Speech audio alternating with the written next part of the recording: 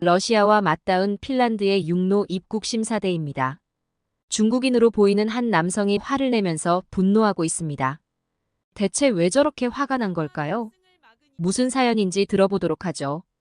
안녕하세요. 저는 핀란드의 무르만스크에 사는 베르타라고 합니다. 제가 사는 도시 무르만스크는 정말 특별한 곳이에요. 눈이 많이 오는 지역이라 겨울이면 온 세상이 하얀 눈으로 덮이는 아름다운 광경을 볼 수 있죠. 무르만스크는 러시아와 국경을 맞대고 있어요. 그래서 러시아의 영향도 조금 느낄 수 있는 독특한 분위기를 가지고 있답니다. 특히 재미있는 점은 무르만스크가 여행할 수 있는 도시 중에서 가장 북쪽에 위치해 있다는 거예요.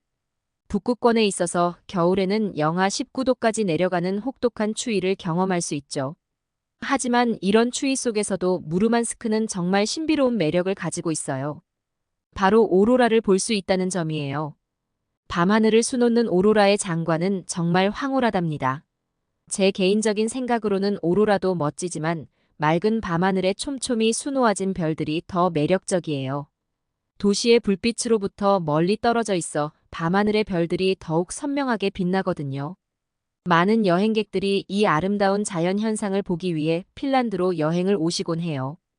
저는 러시아와 인접한 핀란드의 무르만스크 지역에서도 가장 북쪽에 위치한 테리베르카라는 작은 마을에 살고 있어요. 우리 마을은 정말 특별한 곳이랍니다. 많은 관광객분들이 처음 우리 동네에 오시면 깜짝 놀라시곤 해요. 주된 이유는 이곳의 혹독한 추위 때문이죠. 겨울에는 기온이 영하 30도 이하로 떨어지기도 하니까요. 하지만 저는 태어나면서부터 줄곧 이런 환경에서 살아왔기 때문에 이미 완벽하게 적응이 되어 있어요. 오히려 이 추위가 저희 마을만의 독특한 매력이라고 생각해요. 이곳 테리베르카에는 아름다운 자연 경관뿐만 아니라 흥미로운 동물들도 많이 있어요. 그 중에서도 술록이 특히 유명하죠. 저희 동네로 여행을 오시면 술록 먹이주기 체험을 할 수 있어요. 술록들에게 직접 먹이를 주면서 그들의 온순한 눈빛을 마주하는 경험은 정말 특별하답니다. 테리베르카는 자연의 아름다움이 잘 보존된 마을이에요. 끝없이 펼쳐진 툰드라, 지대, 바렌츠해의 거친 파도, 그리고 겨울이면 온 세상을 하얗게 뒤덮는 눈. 이 모든 것이 우리 마을을 감싸고 있죠. 여름에는 백야 현상으로 밤에도 해가 지지 않아 독특한 경험을 할 수 있어요. 저희 마을은 작지만 이곳에 사는 주민들의 마음은 정말 따뜻해요. 극한의 환경 속에서 서로 돕고 의지하며 살아가는 모습이 정말 아름답답니다. 제 어릴 적 추억 중 가장 소중한 것들은 저희 가족의 레스토랑과 연관되어 있어요. 부모님께서는 테리베르카에서 작지만 아늑한 레스토랑을 운영하고 계시거든요. 우리 식당은 이 작은 마을에서 꽤나 유명한 곳이에요. 특히 관광객분들 사이에서 인기가 많죠.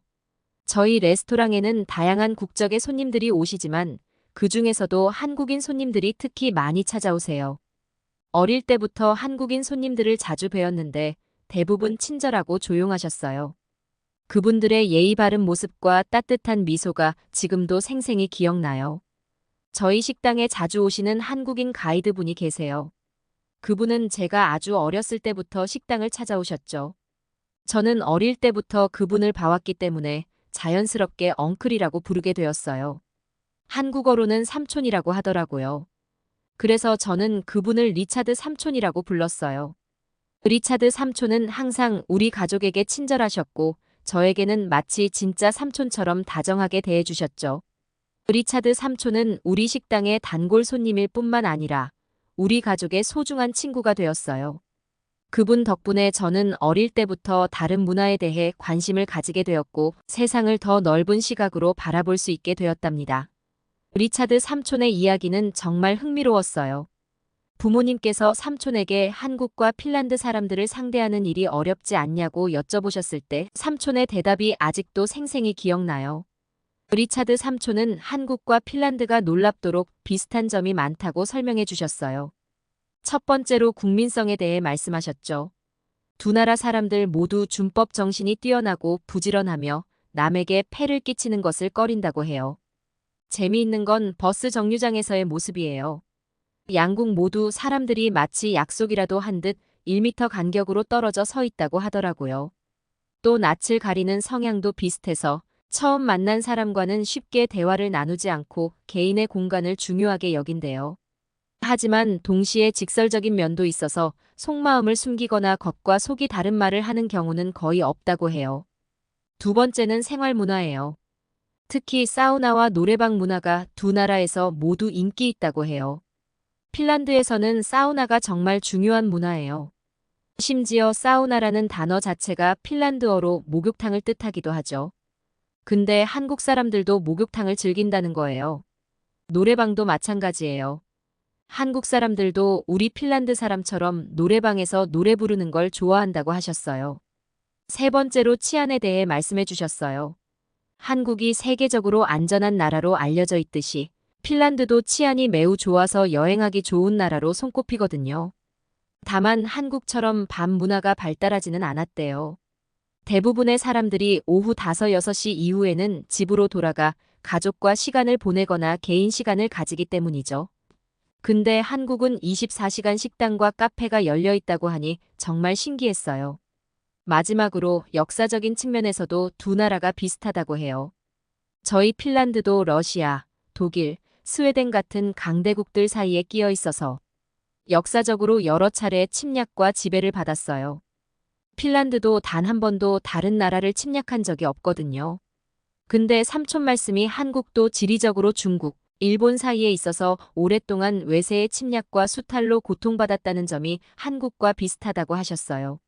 리차드 삼촌의 이야기를 들으면서 저는 우리나라와 멀리 떨어진 한국이 이렇게 많은 공통점을 가지고 있다는 게 정말 신기했어요. 리차드 삼촌에게서 한국 이야기를 듣는 건 정말 신비로운 경험이었어요. 마치 동화 속 이야기를 듣는 것 같았죠. 삼촌의 이야기를 들을 때마다 한국이라는 나라가 점점 더 흥미롭고 매력적으로 느껴졌어요. 그 먼 나라의 문화와 사람들에 대해 알아갈수록 꼭 한번 방문해보고 싶다는 생각이 들었죠. 우리 테리베르카는 말씀드렸다시피 작고 조용한 마을이에요. 화려한 도시의 즐길 거리는 없지만 대신 자연이 주는 아름다움으로 가득 차 있죠. 오로라의 신비로운 춤을 감상하고 끝없이 펼쳐진 설원과 바다를 바라보는 것이 우리의 일상이에요. 어떤 사람들에겐 심심하게 느껴질 수 있겠지만 저에겐 이 고요함이 편안하고 익숙해요. 특히 기억에 남는 건 리차드 삼촌이 한국 관광객들을 우리 레스토랑에 데려오셨을 때예요. 그때마다 저는 한국인들에게서 특별한 따뜻함을 느꼈어요. 그분들의 미소와 친절한 말투, 그리고 배려, 깊은 행동에서 마음의 온기가 전해져 왔죠. 제가 이 시골 마을에서 혼자 있는 모습이 심심해 보이셨는지 한국 손님들은 저에게 정말 많은 선물을 주셨어요. 그 중에서도 특히 기억에 남는 건 한국 라면이에요. 처음 먹어봤을 때의 그 맛은 지금도 잊을 수 없어요. 매콤하면서도 감칠맛 나는 국물, 쫄깃한 면발은 제가 먹어본 음식과는 전혀 다른 맛이었죠. 또 한국하면 뷰티 제품이 유명하다고 들었는데 정말 그런 것 같았어요. 오신 분들 중에는 저와 어머니에게 마스크팩을 선물해 주신 분들도 계셨어요. 처음에는 어떻게 사용하는 건지 몰라서 당황했지만 한국 손님들이 친절하게 사용법을 알려주셨죠. 마스크팩을 하고 나면 피부가 촉촉해지고 부드러워져서 신기했어요. 그 외에도 정말 다양한 선물들을 받았어요. 예쁜 문구류, 한국의 전통 장신구, 심지어 K-팝 관련 선물까지요. 각각의 선물에는 한국 문화의 일부가 담겨 있는 것 같았어요. 이런 경험들이 쌓이면서 저는 점점 더 한국이라는 나라에 관심을 갖게 되었어요. 멀리 있는 나라지만 그분들의 따뜻한 마음은 이 추운 테리베르카까지 와닿는 것 같았죠. 언젠가 꼭 한국을 방문해서 직접 그 문화를 경험해보고 싶다는 생각을 했죠. 리차드 삼촌의 그 작은 선물이 제 인생을 완전히 바꿔놓았어요. 어느 날 삼촌이 저에게 USB를 하나 건네주셨는데 그 안에는 K-팝 음악과 한국 영화가 가득 담겨 있었죠. 아마도 삼촌은 제가 이 조용한 마을에서 심심해 보였나 봐요. 그 순간부터 저는 한국 문화의 매력에 푹 빠지기 시작했어요. 요즘 유럽에서 한류가 대세라고 하지만 삼촌 말씀으로는 그 시작이 바로 우리 핀란드였대요.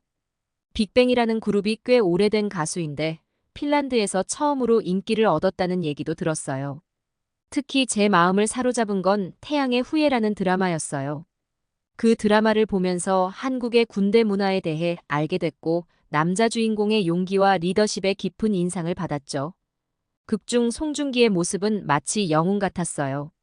그리고 김지원이라는 배우는 정말 예쁘고 매력적이어서 완전히 매료됐어요.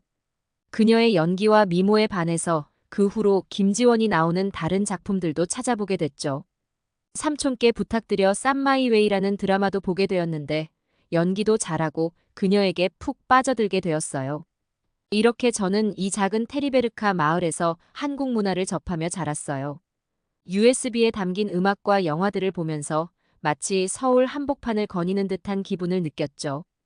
춥고 어두운 겨울밤, 한국 드라마를 보며 따뜻한 감성에 젖어들곤 했어요. 그러다 보니 자연스럽게 한국어도 배우고 싶어졌어요. 처음에는 정말 어려웠어요. 핀란드어와는 전혀 다른 문법 구조와 발음이 저를 당황하게 했죠. 하지만 포기하지 않고 계속 공부했어요. 드라마 대사를 따라하고 K-팝 노래 가사를 외우면서 조금씩 실력이 늘어갔어요. 한국어를 배우면서 더 깊이 한국 문화를 이해하게 됐어요. 언어 속에 담긴 예의와 존중의 문화를 배웠죠. 특히 한국 손님들로부터 받았던 선물은 정이라는 독특한 감정이었어요. 이런 것들을 알아가면서 한국이라는 나라가 더욱 매력적으로 다가왔어요. 한국어를 공부하면서 핀란드에 오는 여행객들과 간단한 대화를 나눌 수 있었어요. 처음엔 능숙하지 않았지만 핀란드 작은 시골 마을의 소녀가 한국어를 한다는 걸 보고 다들 놀라셨어요. 그분들은 제가 한국어를 한다는 걸 아시고 저에게 더욱 따뜻하게 대해주셨어요. 이렇게 저는 북극권의 작은 마을에서 한국 문화의 열렬한 팬이 되었어요. 대학에 진학하면서 저는 처음으로 고향 테리베르카를 떠나 헬싱키로 향했어요. 부모님과 떨어져 지내야 한다는 생각에 마음 한켠이 불안하기도 했지만 동시에 새로운 환경에서의 삶에 대한 기대로 가슴이 두근거렸어요. 헬싱키에 도착했을 때 저를 가장 놀라게 한 건 이곳에서의 한류 열풍이었어요. 작은 마을에서 혼자 한국 문화를 즐기던 제가 이렇게 많은 사람들과 같은 관심사를 공유할 수 있다는 게 정말 신기했죠. 대학 생활은 제 예상을 훨씬 뛰어넘는 즐거움으로 가득했어요. 오리엔테이션 때 만난 친구들과 함께 한국 레스토랑을 찾아다니며 불고기, 비빔밥, 김치찌개 같은 다양한 한국 음식을 맛보곤 했어요.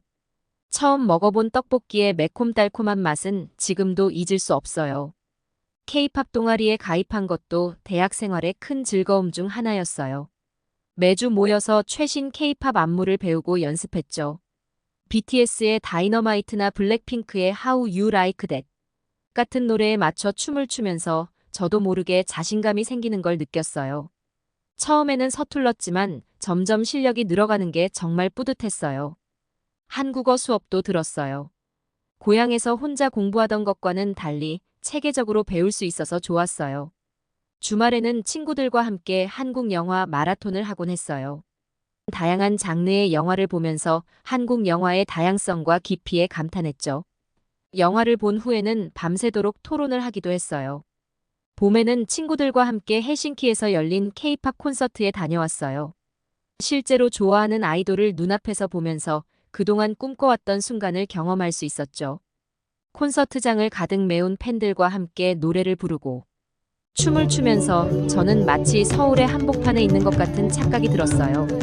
대학 생활 동안 한국 문화에 대한 제 관심사를 학업과 연결시키기도 했어요. 문화인류학 수업에서 한국의 빨리빨리 문화에 대한 에세이를 썼고 경영학 수업에서는 한국 기업의 글로벌 전략에 대해 발표를 했죠. 이런 경험들을 통해 한국에 대한 제 이해가 더욱 깊어졌어요. 방학이 되자 저는 고향인 테리베르카로 내려왔어요. 부모님도 보고 싶었고 기숙사 친구들 대부분이 집에 가는 시기라 저도 함께 돌아왔죠. 집에 와서는 주말 동안 할 수 있는 아르바이트 자리를 찾았는데 운 좋게도 무르만스크 검문소에서 한국어 통역을 하는 일을 구했어요. 핀란드와 러시아는 국경이 맞닿아 있어서 원래 4곳의 검문소가 있었는데 현재는 대부분 폐쇄되고 무르만스크 검문소만 열려 있어요. 이 지역은 러시아와 인접해 있어 주로 유학생들과 교민들이 거주하고 있죠. 이 검문소를 통해 많은 사람들이 여행을 하는데 특이한 점은 비행기보다 육로로 입국하는 경우가 많다는 거예요. 육로 입국은 공항 심사에 비해 여권이나 비자 검사가 상대적으로 덜 엄격할 수밖에 없어요. 이런 점 때문에 이곳은 불법 입국을 노리는 사람들의 표적이 되었어요. 특히 중국인들 중 일부가 한국인 여권을 불법으로 위조해 러시아와 핀란드를 거쳐 유럽연합으로 빠져나가는 사례가 늘어났어요. 한국인이라면 대부분의 유럽 국가를 비자 없이 드나들 수 있기 때문이죠. 원래 한국인 여행객들은 유럽 대부분 국가와 무비자 협정을 맺고 있어서 여권만 제시하면 쉽게 입국할 수 있었어요. 하지만 이런 불법 행위가 늘어나면서 진짜 한국인 여행객들도 피해를 입게 됐어요. 갑자기 추가된 입국 절차에 당황하는 모습을 보이곤 하죠. 심지어 인종차별을 당한다고 오해하는 경우도 있었어요. 이런 상황을 해결하기 위해 핀란드 정부는 특별한 대책을 마련했어요. 바로 진짜 한국인인지 판별하기 위한 한국어 시험을 시행하기로 한 거죠.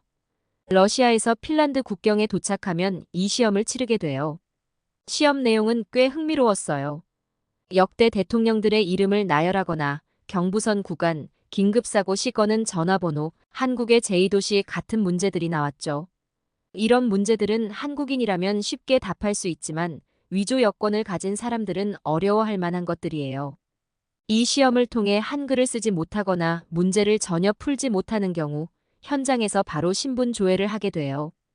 이렇게 해서 적발되는 한국 위조 여권 소지자가 꽤 많다고 해요.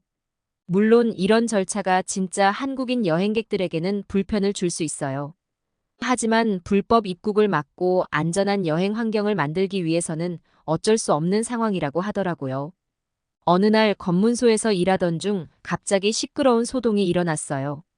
한 남자가 고래고래 소리를 지르며 항의를 하고 있었죠. 그 사람은 자신이 한국인인데 왜 입국을 허가해주지 않느냐며 격하게 항의하고 있었어요. 상황을 자세히 들여다보니 그 사람은 한국어 시험을 치렀는데 단 한 문제도 맞추지 못했더라고요. 하지만 그는 계속해서 자신이 한국인이라고 우겼어요. 한국인은 무조건 입국시켜줘야 하는 거 아니냐? 며 러시아어와 영어를 섞어가며 소리치고 있었죠. 중간중간 알아듣지 못하는 언어도 있었는데 아무래도 중국어인 듯 해 보였어요. 그의 행동이 점점 더 과격해지면서 검문소 직원들도 당황하기 시작했어요. 그가 너무 심하게 소리를 지르고 난동을 부리자 검문소 책임자가 저에게 와서 한국어로 직접 질문을 해줄 수 있겠냐고 물었어요. 저는 긴장된 마음으로 그 사람 앞에 섰어요. 최대한 차분하고 친절한 목소리로 한국어로 말을 걸었죠. 안녕하세요. 제가 한국어로 몇 가지 간단한 질문을 드려도 될까요? 하지만 제 말에 그는 아무런 반응을 보이지 않았어요. 오히려 더 당황한 듯한 표정을 지었죠.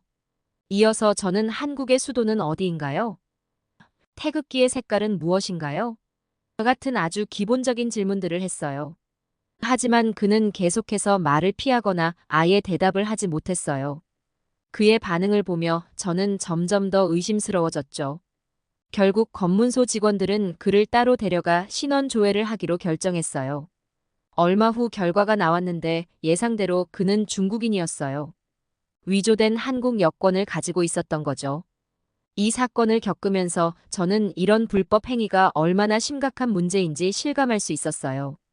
이런 중국인들의 불법 행위 때문에 진짜 한국인 여행객들까지 의심을 받고 불편을 겪고 있는 실정이니까요. 더 안타까운 건 이런 일이 반복될수록 한국인에 대한 편견이 생길 수 있다는 거예요. 실제로 한국인이 아닌데 한국인 행세를 하는 사람들 때문에 진짜 한국인들이 더 엄격한 검사를 받게 되는 경우도 있다고 해요. 상황이 이렇게 심각해지다 보니 핀란드뿐만 아니라 에스토니아, 스위스까지 한국어 시험을 도입하기 시작했다고 해요. 이는 한국 여권의 가치와 그로 인한 문제점을 잘 보여주는 사례라고 할 수 있죠. 2023년을 기준으로 한국 여권은 전 세계에서 가장 강력한 여권 중 하나로 꼽혔어요. 무려 192개국을 비자 없이 여행할 수 있다고 하더라고요. 한국 여권 소지자가 거의 모든 주요 국가를 비자 없이 방문할 수 있다는 걸 의미하니까요. 한국 여권은 정말 대단한 힘을 가지고 있어요. 이는 한국의 국제적 위상이 얼마나 높아졌는지를 잘 보여주는 지표라고 할 수 있어요. 이런 한국 여권의 가치는 한국인들에게 큰 자부심이자 편의를 제공해요. 여행을 계획할 때 비자 문제로 고민할 필요가 거의 없으니까요. 비즈니스 목적으로 해외에 나갈 때도 훨씬 수월하고요. 하지만 이런 장점이 오히려 문제를 야기하기도 해요. 제가 겪은 것처럼 한국 여권의 높은 가치 때문에 이를 악용하려는 사례가 늘어나고 있는 거죠. 특히 비자 발급이 상대적으로 까다로운 국가의 사람들이 한국 여권을 위조해 사용하려는 시도가 증가하고 있어요. 이런 변화는 글로벌 시대의 양면성을 잘 보여주는 것 같아요. 한편으로는 자유로운 이동과 교류가 늘어나고 있지만 다른 한편으로는 이를 악용하려는 시도도 함께 증가하고 있는 거죠. 개강과 함께 저는 다시 헬싱키로 돌아왔어요. 체코 프라하에서 온 친구가 공항 안내 표지판에 한글 표기가 있다고 말해줬는데 이를 통해 한국의 국제적 위상을 실감할 수 있었죠. 전 세계 곳곳에서 한국어를 쉽게 볼 수 있다는 사실이 놀라웠어요.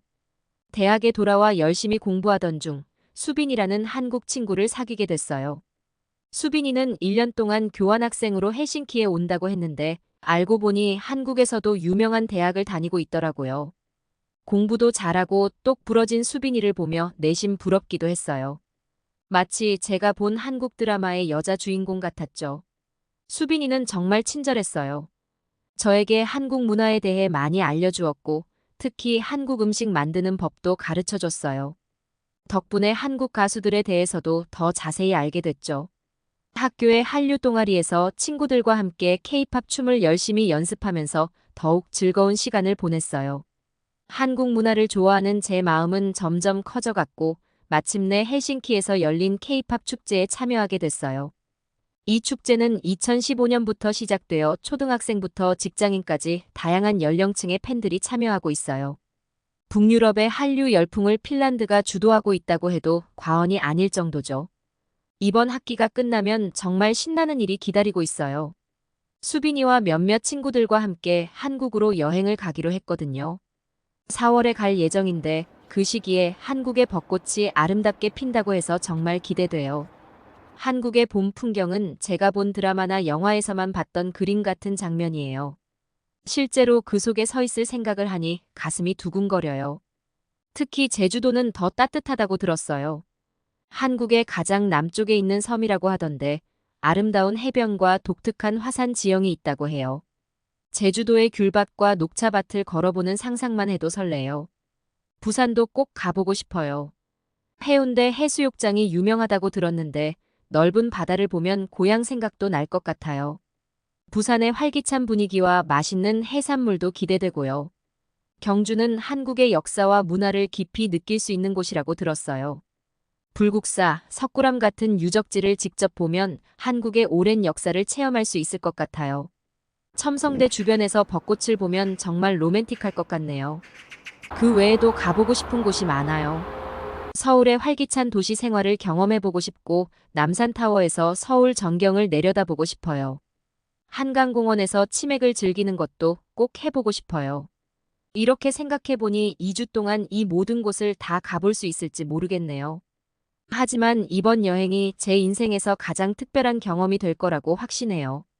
수빈이와 친구들과 함께 가게 되어 더욱 즐거울 것 같아요. 그들과 함께 추억을 쌓으면서 동시에 한국에 대해 더 깊이 이해할 수 있는 기회가 될 거예요. 혹시 좋은 곳이 있으면 더 추천해 주셨으면 좋겠어요. 이상 베르타 씨의 사연을 들어봤습니다.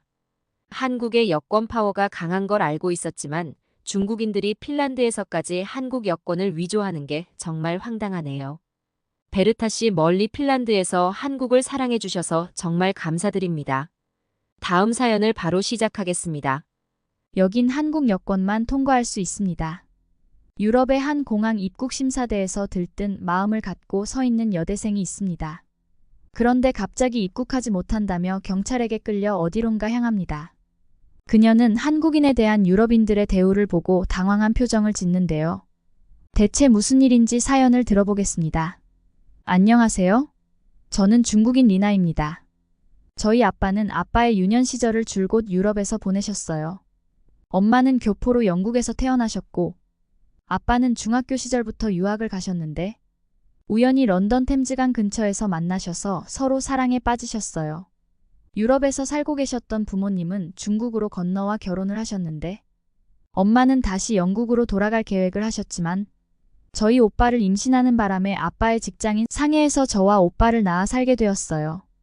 유럽의 생활에 익숙하셨던 엄마는 중국에서의 삶을 굉장히 답답해 하셨어요. 언젠가 다시 외할머니 외할아버지가 계신 영국으로 가고 싶어 하셨죠. 그래서인지 부모님은 저희가 항상 더 넓고 견문이 넓은 해외에서 공부하길 바라셨고, 항상 더 시야를 넓혀야 한다고 저희에게 강조하셨어요. 오빠는 어릴 때부터 워낙 공부를 잘해서 외할머니 외할아버지가 계신 영국으로 일찌감치 건너가 공부를 했고, 저는 오빠처럼 크게 뛰어나지 않았기에 일찍 넘어가지 못했죠. 마침 제가 고등학교 때 아빠가 호주 지사로 발령이 나서 저희 세 식구는 호주로 이사를 할 수 있었어요. 그때 엄마의 표정을 잊지 못해요. 진짜 답답한 지옥에서 해방된 것 같은 표정을 하고 너무 좋아하셨거든요. 저는 왜 엄마가 중국을 이렇게까지 답답해하는지 이해를 하지 못했죠. 중국은 세계에서 두 번째인 강대국인데다가 급속도로 성장을 해서 사람들이 가장 행복하고 편하게 먹고 살 수 있는 나라라고 생각했기 때문이에요. 위챗페이도 세계에서 가장 빠르게 도입하면서 시장이나 동네 슈퍼를 가도 위챗페이 하나로 다 되는 편한 생활을 할 수 있는데 왜 엄마는 저렇게까지 중국을 답답해하는지 이해를 못했어요.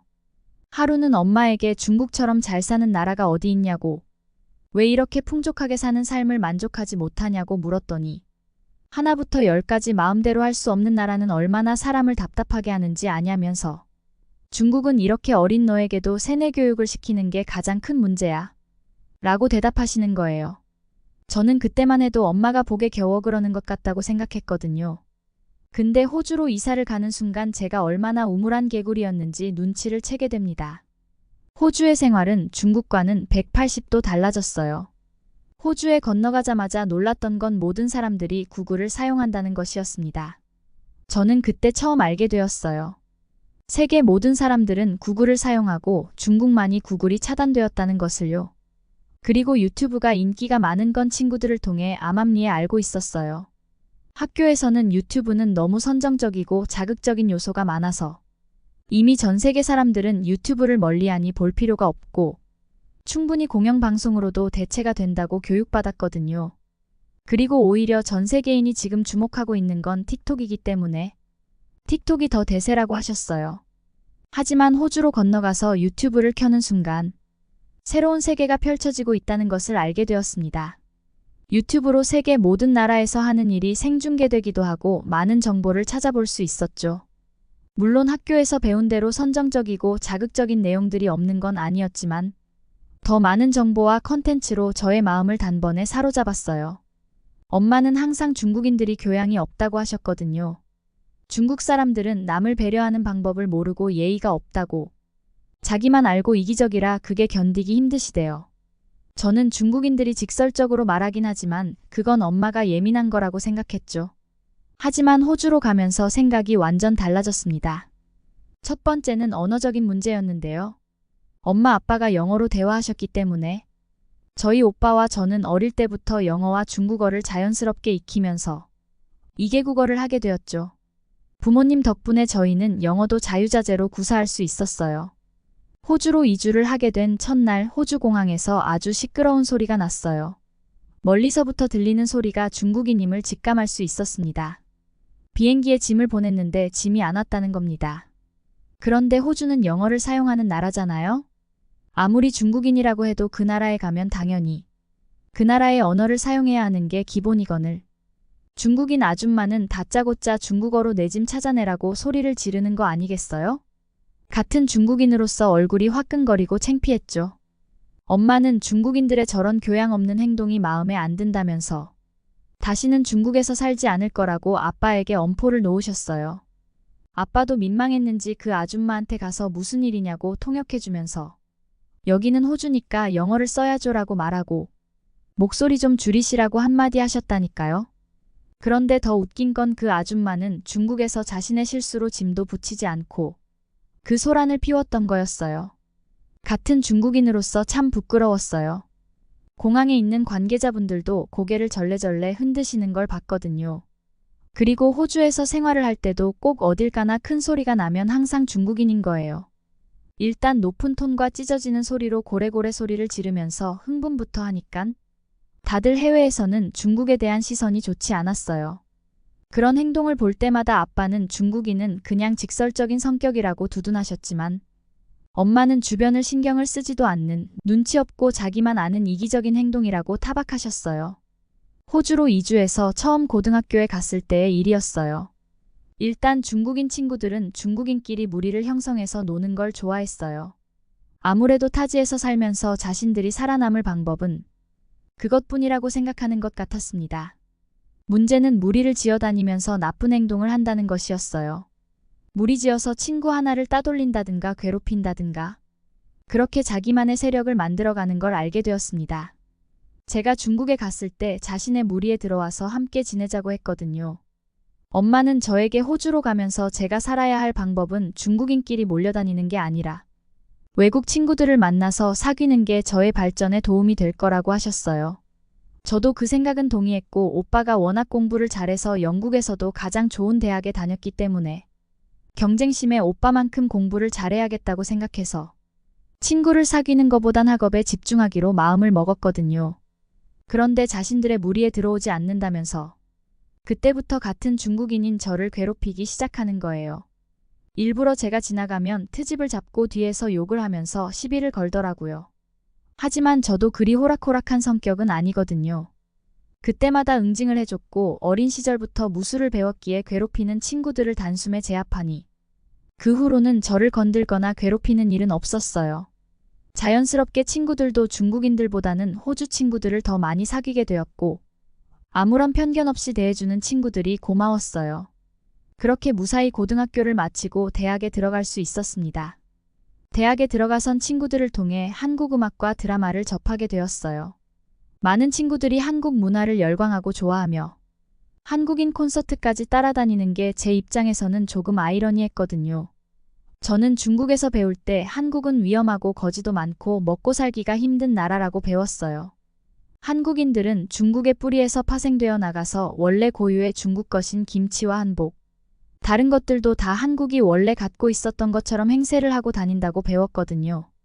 K-팝도 다 거짓이고 한국 배우들이 중국에 와서 일하고 있는 거 보면 알지 않냐고 했어요. 그래서 대부분의 중국인들은 한국을 싫어하고 못마땅하게 생각하거든요. 저도 한국이 중국과 가까운 나라였지만 굳이 한국에 대해 알고 싶은 생각도 없었죠. 하지만 대학에 오니 웬만한 친구들이 한국에 빠져서 열광하고 있는 거 아니겠어요? 오히려 중국 배우나 가수들을 아는 친구들은 단 한 명도 없었어요. 집에 와서 엄마에게 말씀드렸더니 엄마는 중국인들은 모두 정부의 검열을 받고 있어서 그런 거라면서 중국인들은 그런 통제 속의 세계를 보는 시야가 부족하다고 하셨어요. 엄마의 영국 친구들의 딸도 한국을 좋아해서 엄마를 만나러 중국으로 왔다가 중국이 답답하다고 한국으로 여행지를 바꾸신 분들도 많으시다고 하셨어요. 대학생 이후 접한 한국의 문화는 충격적일 정도였어요. 호주 친구인 엠버라는 친구의 집에 방문했는데 엠버의 집에는 한국에서 사온 기념품들이 잔뜩 있더라고요. 엠버는 BTS를 워낙 좋아해서 콘서트도 다녀왔다고 했어요. 요즘 엠버는 한국 가수들의 춤을 배우면서 따라하고 한글도 배우면서 지내고 있다고 하는 거예요. 속으로는 관심 없이 한국 가수가 잘해봤자 얼마나 잘하겠냐고 무시했죠. BTS의 뮤직비디오를 보자마자 바로 저는 화면에 빠져들었어요. 강렬한 비트와 화려한 춤 무대 연출까지 모든 것이 완벽했어요. 가수들의 얼굴은 또 얼마나 잘생겼는지. 그들에게 단숨에 빠져서 입을 다물지 못한 채 계속해서 뮤직비디오를 보게 되더라고요. 저의 얼굴을 보자 엠버는 웃으면서 드라마를 보여주겠다고 하면서 이태원 클라스를 보여줬어요. 주인공 박세로이가 아버지의 원수를 갚기 위해 복수를 그리는 드라마인데요. 내용도 탄탄하고 남자 주인공이 정말 멋지더라고요. 무엇보다 놀란 건 한국의 이태원이라는 곳의 모습이었어요. 젊은 남녀들이 자유롭게 사랑하고 즐기기도 한 내용을 보면서 제가 생각했던 한국의 모습이 아닌 거예요. 엠버에게 이건 한국이 아니라 연출된 모습 같다고 말했어요. 엠버는 무슨 소리냐며 한국을 2번이나 여행하고 왔는데 오히려 드라마에 나온 이태원은 오래된 도시이고 한국은 더 깨끗하고 멋진 곳이라는 거예요. 엠버가 직접 찍어온 사진들을 봤는데 제가 한국에 대해 잘못 알고 있었다는 걸 깨달았습니다. 그때 정말 중국 공산당과 언론이 모든 걸 통제한다는 걸 알게 되었죠. 더 큰 문제는 수많은 중국 국민들은 그 사실을 믿고 있는 거예요. 저조차도 믿고 한국은 수박도 못 사 먹는 제대로 된 생활조차 하지 못한다고 생각했으니까요. 드라마에 나오는 한국의 모습은 모두 설정된 것이라고 생각한 거죠. 집에 와서 구글 검색창을 열어 한국의 모습을 구경하고 나니 중국인들이 얼마나 감시를 당하고 사는지 바로 알게 되었습니다. 하루는 엠버가 한국의 인기가 얼마나 대단한지 보여주겠다고 해서 따라갔습니다. 시드니에서 열린 K푸드 박람회였는데요. 한국의 음식과 술 문화를 선보이는 자리였어요. 두부김치와 막걸리의 조합을 처음 먹어봤는데 정말 신세계였어요. 한국 김치는 중국이나 일본의 김치와는 확실히 차별화된 맛으로 자극적이지도 않고 매콤하면서 자꾸 끌리는 맛을 알게 되면서 왜 한국 음식이 인기가 많은지 이해가 갔죠. 그렇게 제가 알던 한국과 실제 한국의 차이점을 몸소 느꼈던 호주의 생활이었습니다. 가끔 한국 음식도 먹으면서 호주 친구들과 행복한 대학 생활을 이어나가고 있었어요. 2학기가 되어 본격적인 호주의 여름도 시작되었습니다. 2학기가 되니 동아리 활동이 많이 생겼어요. 엠버는 한류 동아리에 함께 들어가자고 제안했지만 고민이 많이 되었어요. 제가 중국 학생들과 어울리지도 않았고 이미 그들 사이에서는 보이지 않는 왕따가 되었거든요.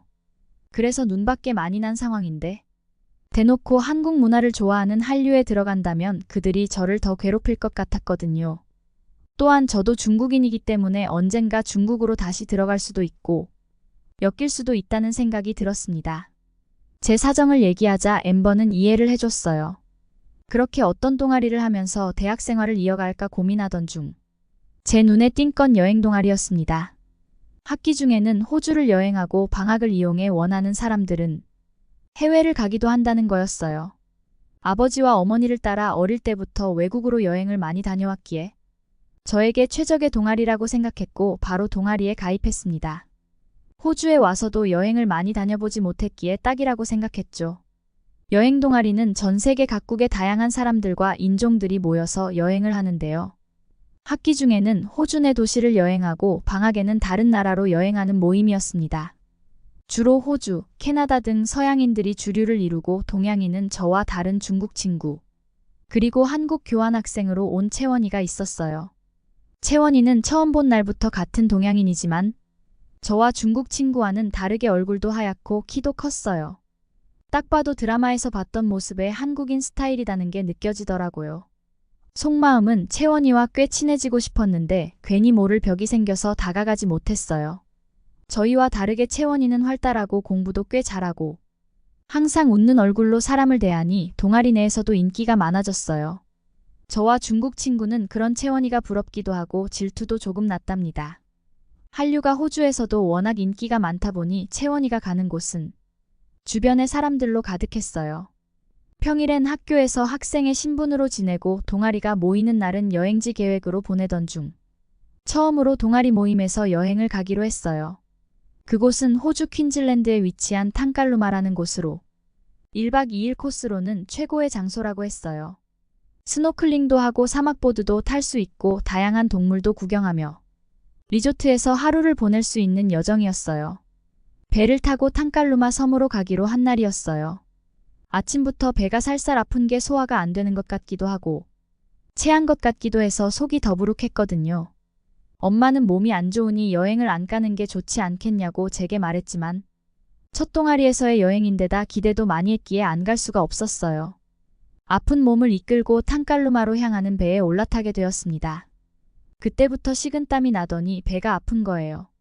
모두들 여행에 대한 설레임과 기대감으로 가득 찬 것 같아서 아무 말도 하지 않고 그냥 보트에 앉아서 기대어 있었어요.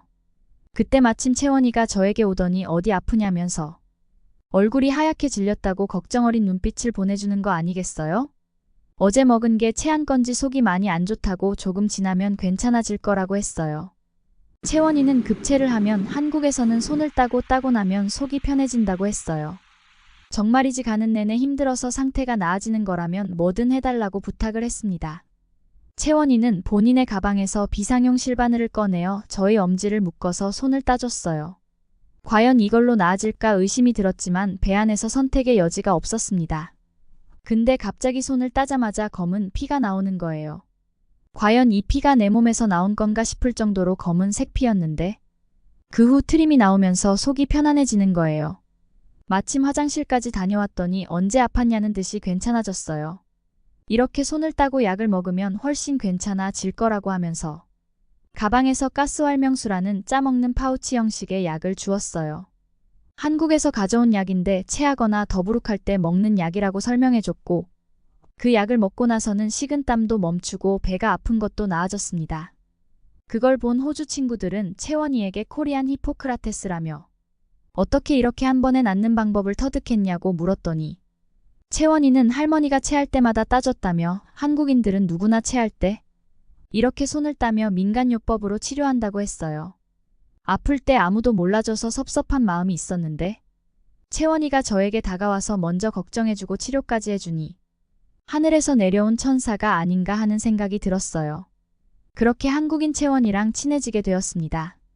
채원이와 친해지게 되면서 채원이가 더 대단하다고 느껴진 게 채원이는 어릴 때 아빠가 갑작스럽게 심장마비로 돌아가셨다고 해요.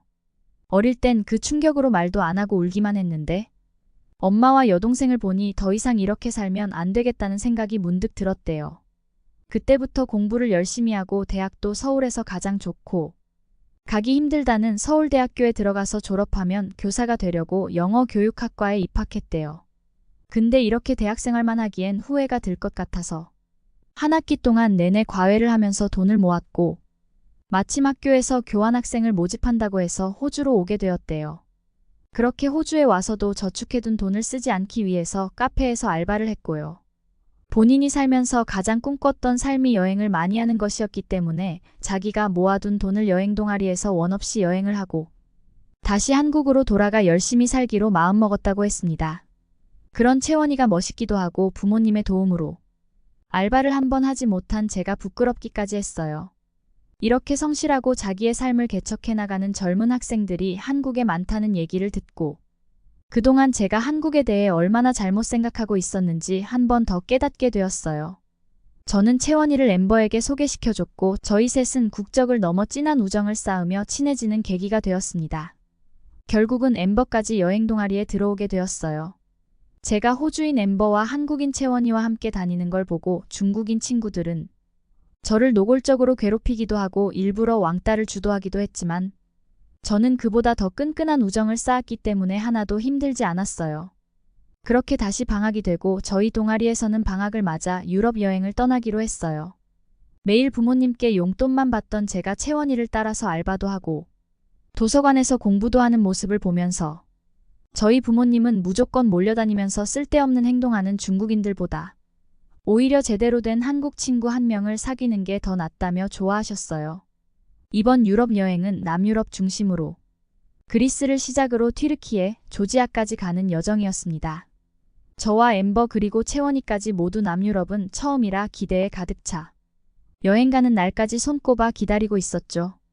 여행 경비를 벌기 위해 저희 셋은 더 열심히 알바도 했답니다. 그렇게 여행 날짜가 되어서 그리스에 도착을 했어요. 그리스는 생각보다 치안이 좋아 보이진 않았지만 멋진 자연과 화이트 톤의 그리스가 너무 예뻐서 눈물이 날 지경이었어요. 산토리니를 거쳐 그리스 아테네에 도착한 후 모두가 놀랄 일이 발생했는데요. 글쎄 그리스 아테네 광장 한가운데서 BTS 음악이 흘러나오고 중고등학생 정도 되어 보이는 학생들이 그 노래를 완벽하게 외워서 옷까지 맞춰 입고 춤을 추고 있는 거예요. 그리고 함께 돌아다니면서 사진을 찍는데 관광객들이 와서 어디 출신이냐고 묻더라고요. 저는 중국인이라고 하면 실망한 표정으로 말도 안 시키고 돌아서는데 채원이가 한국인이라고 하면 연예인처럼 모두 달려들어서 사진을 찍자고도 하고 말도 시키는 거예요. 저도 한국 문화 좋아한다고 했던 사람이었지만 유럽에서 한국의 입지가 그렇게 대단한지 몰랐는데 그것도 저 멀리 그리스에서 한류가 바람이 불어 모두들 BTS에 열광한다니 충격적이지 않을 수 없었습니다. 특히 저는 중국에서 어린 시절을 보내며 한국이 가난하고 중국의 속국이었다면서 다른 나라의 문화를 베끼고 강도질하는 나쁜 나라라고만 배워왔잖아요. 저의 배움들이 모두 물거품이 되는 것을 깨달았어요. 공산당이 장악한 언론을 통해 한국을 비방하고 그대로 믿는 중국인들을 생각하면 가슴이 아프기도 했어요. 전부 공산당의 손아귀에 쥐어 SNS부터 유튜브까지 세계와 연결되는 모든 걸 막고 공산당이 최고이며 중국이 최강국이라는 주입식 교육을 하고 있는 중국을 보니 더 이상 발전이 없겠다는 생각도 들었습니다. 왜 엄마가 그토록 중국에 살면서 답답해 하셨는지, 엄마 친구들이 중국으로 여행 왔다가 다 한국이나 일본으로 도망가셨는지 이해가 되었어요. 그리스에서 받은 충격은 끝이 아니었습니다. 다음 여행지는 터키였는데요. 터키는 한국과 형제의 민족이라면서 우방국이라고 했어요. 채원이와 함께 시장에 가면 어디에서 왔냐고 물었을 때 채원이가 한국에서 왔다고 하면 서비스도 주시고 한국은 우리의 형제라는 말도 해주며 따뜻하게 대해줬어요. 그에 비해 중국이라고 하면 중국 사람들은 예의도 없고 중국말만 쓰는데 너는 중국인인데도 영어도 잘하고 착해 보인다며 나쁜 중국인만 있는 건 아니구나 라고 말하는 터키인들도 많았어요. 제가 가장 경악했던 건 바로 터키에서 조지아로 넘어갈 때의 일이었습니다. 저희는 학생의 신분이다 보니 비행기를 타면서 편하게 이동하는 게 아니고 기차나 버스를 이용해서 국경을 넘는 일이 많았습니다. 터키에서 조지아로 넘어가는 일은 버스만 타고 국경을 넘어 다시 버스를 타고 이동하는 여정이었는데요. 문제는 바로 조지아에서 발생했습니다. 국경을 넘는데 한국인과 호주인은 그냥 여권을 보여주니 두 번 묻지도 않고 바로 통과를 시켰어요. 그래서 당연히 저도 여권을 내밀고 지나가려고 했죠. 그런데 갑자기 저에게 기다리라고 하는 겁니다. 그러더니 여기에 왜 왔나고 집에 가는 티켓은 있는지 취조를 하기 시작했어요. 조지아는 우크라이나와 러시아와 맞닿아 있는 곳이라 전쟁을 피해온 사람들이 많아서 더욱 검열을 까다롭게 한다고 했어요. 근데 왜 한국인과 호주인은 그냥 보내주는 거냐고 물었더니 여권에 따라 나라의 등급이 정해지는데 한국과 호주는 조지아에 아무런 해가 끼치지 않는 국가라 본인 확인만 하면 문제가 없지만 중국은 다르다는 겁니다. 저는 딱딱한 의자에 앉아서 2시간을 기다린 끝에 그것도 저희 일행들이 저의 신원을 보증해주면서 겨우 입국할 수 있었습니다. 너무 서러워서 눈물이 났어요. 저는 중국에 살면서 중국만이 가장 대단한 나라라고 생각하면서 살았는데 해외에 나와보니 중국은 어디 가서도 환영받지 못하는 나라가 되었다는 게 슬펐고 그걸 모르고 바보같이 살았다는 제 자신이 불쌍하기도 했어요. 그렇게 중국이라는 나라가 원망스럽기만 했던 유럽 여행을 하고 호주로 돌아왔습니다. 도착해서 부모님께 말씀드렸더니 영국에서 태어나고 살았던 엄마는 저를 이해한다면서 엄마는 중국에서 살았던 시간이 감옥에서 사는 것 같은 기분이 드셨대요. 그래서 하루빨리 저와 오빠를 해외로 보내기로 마음먹고 오빠는 외갓댁에 그리고 아빠와도 호주 주재원으로 오시기로 하셨대요. 엄마는 아빠의 주재원 생활이 끝나면 다시는 중국으로 돌아갈 생각이 없고 외할머니 외할아버지와 오빠까지 있는 영국으로 갈 거라고 하셨어요. 다시 중국에 가지 않는다는 생각에 좋기도 하고 섭섭한 마음도 들었답니다. 그렇게 1년이 지나 채원이가 다시 한국으로 돌아가는 날이 되었어요. 채원이를 통해 한국의 문화도 배웠는데 헤어진다는 점이 많이 슬프더라고요. 중국에 가게 되면 한국도 들러 여행하겠다고 하니 채원이는 가이드가 되어 한국의 구석구석을 모두 구경시켜준다고 하면서 한국으로 떠났습니다. 그 후 부모님은 중국 생활을 정리하기 위해 중국을 다녀오기로 하셨어요. 부모님께 졸라서 한국을 여행하고 싶다고 말씀드렸더니 중국에서 호주로 넘어오는 길에 한국을 잠시 들렀다 오기로 일정을 변경해 주셨어요. 엄마는 중국으로 가는 비행기 내내 10년을 넘게 살았지만 가고 싶지 않은 곳이라고 하시면서 불평을 늘어놓으셨어요. 그렇게 저희 가족은 중국으로 도착했습니다. 중국에 도착하자마자 일단 구글 메일과 유튜브가 안 된다는 게 너무 답답하게 느껴졌어요. 중국에 살 때는 불편함을 생각하지 못했는데 자유도 누려본 사람만이 누릴 수 있다고 엄마가 그동안 왜 답답해 하셨는지 이해가 갔어요. 하지만 오랜만에 중국으로 가서 친구들을 볼 수 있다는 점은 좋았어요. 엄마는 저를 걱정하셔서 친구들 만나면 중국에 대한 나쁜 얘기를 하지 말라고 신신당부를 하셨어요. 그들이 공산당에 신고라도 하면 큰일이라고요. 친구들을 만났는데 어찌나 우물안 개구리인지 역시 중국은 세계에서 2위인데 1위로 올라갈 날이 얼마 남지 않았다고 모든 나라가 중국인을 우러러 볼 거라고 헛소리를 해대는 거예요. 속으로 중국인이라 입국 거부 될 뻔했다고 목구멍까지 올라오는 말을 간신히 참았어요. 호주 청정국에 살다가 중국에 방문했더니 친구들에게 냄새가 나는 거예요. 사실 중국에 위생관념이 없는 건 알고 있었지만 샤워는 언제 했는지 궁금할 정도로 냄새가 나서 함께 있기가 불쾌할 정도였어요. 그뿐만 아니고 길에 담배는 왜 이렇게 많이 피는지 걷는 곳마다 담배 연기가 나서 머리가 아플 지경이었어요. 엄마도 빨리 중국에서 탈출하자면서 당장 비행기표를 끊고 한국행 비행기를 탑승했습니다. 한국으로 도착하자마자 입이 떡 벌어질 수밖에 없었는데요. 공항부터 공항 안에 부대 시설까지 깨끗해서 냄새가 하나도 나지 않는 거예요. 그리고 길을 지나다니는데 바닥에 쓰레기 하나 없다는 점이 저를 놀라게 했습니다. 사람들의 시민의식을 보니 채원이가 호주에서 왜 그렇게 행동했는지 그 이유가 한국인이라서 그랬다는 걸 알게 되었어요. 엄마도 한국이 이렇게 깨끗하고 잘 사는 나라인지 몰랐다고. 이게 다 공산당들이 우리를 세뇌시켜서 이런 거라고 또 욕을 하셨어요. 그리고 한국은 도착하자마자 유튜브와 구글이 다 열리더라고요. 중국 사람들은 세계인들이 열광하는 것을 하나도 못한다는 게 너무 이상하지 않나요? 그리고 한국은 중국이랑 별로 다를 게 없다고 생각했거든요. 관광지를 가보니 관광지에는 화장실이 있는데 다 칸막이가 되어 있었어요. 중국 화장실에는 칸막이가 없는 화장실이 많거든요.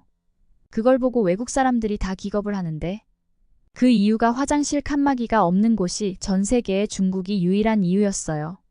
프라이버시를 중시하는 서양 사람들은 칸막이가 없는 화장실을 보고 기겁할 수밖에 없죠. 저희 부모님께서 계속 중국에 사셨던 분이셔서 저도 중국에 살았다고 하면 정말 생각만 해도 아찔하더라고요. 엄마도 한국이 이런 나라인 줄 알았다면 진즉에 한국으로 올 걸 그랬다고 극찬하셨어요. 깨어있는 부모님 밑에서 자라 얼마나 다행인지 감사하고 또 감사했습니다. 채원이를 만나 오랜만에 한국 음식도 먹고 밤늦게까지 놀면서 한국에서의 여행을 마치고 돌아왔습니다. 아빠의 호주 근무가 끝나시면 저희 가족은 영국으로 이민을 갈 계획을 하고 있는데요. 저는 기회가 된다면 한국에서 지내보고 싶은 마음도 들어서 하나씩 준비해 볼 계획입니다. 이런 제 속마음을 부모님께 말씀드렸더니 부모님도 한국이라면 찬성이라고 하셨어요. 틀 안에 갇혀 아무것도 모른 채 중국이 최고라고만 하는 중국인들이 하루빨리 한 명이라도 더 넓은 세계를 보고 깨우치길 바라면서 이만 마치겠습니다. 지금까지 중국에서 온 리나 씨의 사연이었습니다. 한국을 욕하는 중국인들만 봐왔는데 이렇게 깨어있는 중국분들도 계시다는 걸 알게 되는 사연이었습니다. 항상 행복한 앞길만 가득하시길 바랍니다. 이상 감동 포착이었습니다. 좋아요와 구독 잊지 마시고요. 시청해주셔서 감사합니다.